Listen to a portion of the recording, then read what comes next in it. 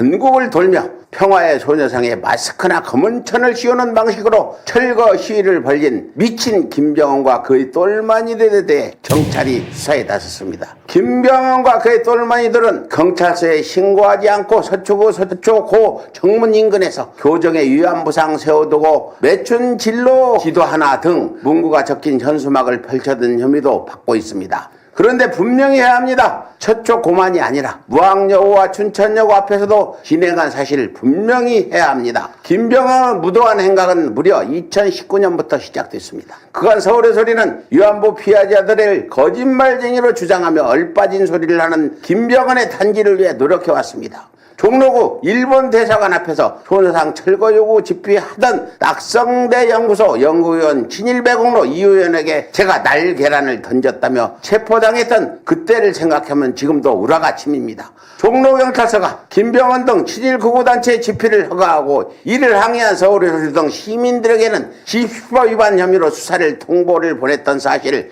여러분 잘 아실 겁니다. 그런데 이재명 대통령의 이런 얼빠진 사자 명예훼손입니다라는 SNS 메시지 하나가 큰 일을 해냈습니다. 대통령이 언급하고 경찰이 나서자 김병헌 한다는 말이 가관입니다. 이런 얼빠진 대통령 어떤 사자에 대한 명예훼손이라는 건가, 또 인격체가 아닌 동상에 무슨 놈의 모욕이라는 건지 어떻게 하면 대통령에게 잘 보일까 경찰들이 경쟁 중이다 라고 허세를 부리고 있는데요. 이자의 말에서 주목할 점이 있습니다. 평화의 소녀상이 동상이라는 점을 강조하고 있다는 점입니다. 명예훼손은 특정 개인을 대상으로 해야 성립하는 범죄로 동상 자체에 대한 행위만으로는 혐의 적용이 어렵다는 의견이 있다. 어디서 이런 법 지식을 주워들었나 봅니다. 현행 위안부 피해자법에도 피해자 명예훼손이나 역사 왜곡 주장에 대해 처벌하는 조항은 없습니다. 현재 관련법 소관 국회 상임위원 성평등가족위원회는 일본군 위안부 피해자의 명예를 훼손하거나 소녀상 등 상징물을 훼손할 경우 처벌할 수 있도록 하는 내용을 담은 법률 개정안이 계류 중입니다. 서미야 의원이 작년 12월 30일 대표 발의했는데 지난 20일 국회부터 비슷한 취지로 발의된 법률 개정안 여러 건이 상임위 문턱을 넘지 못한 상황이라 김병헌과 그의 똘마이들이 혹시나 엄청난 처벌이 아닌 가벼운 처벌을 받지 않을까 우려됩니다. 이미 김병헌은 은평구 소녀상에 위안부 실상 왜곡 날조한 흑물청걸 등의 문구가 적힌 종이를 붙여 경찰 조사를 받았는데 같은 해 경범처벌죄로 위반을 적용해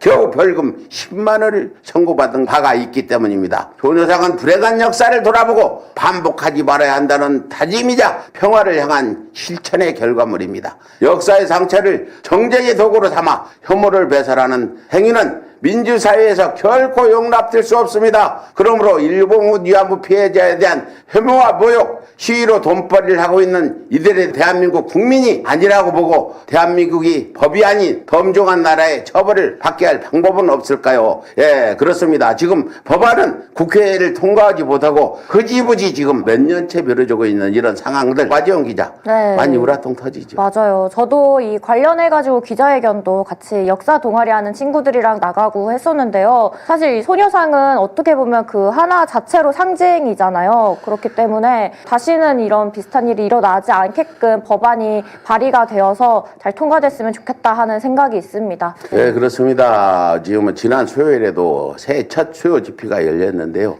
친일 매국노들 때문에 자리를 옮겨가지고 소녀상 앞에서 지금 그런 수요 시위를 못하고 있는 겁니다. 어제는 1992년 1월 8일 시작된 수요 시위 34주년이었습니다. 피해자 보호와 명예훼손 처벌 강화를 골자로 한 관련법 개정에 조속한 처리를 당청에 요구합니다. 이재명 대통령까지 개벌한 이런 상황, 이제 분명히 법안 통과가 빨리 이루어졌으면 합니다.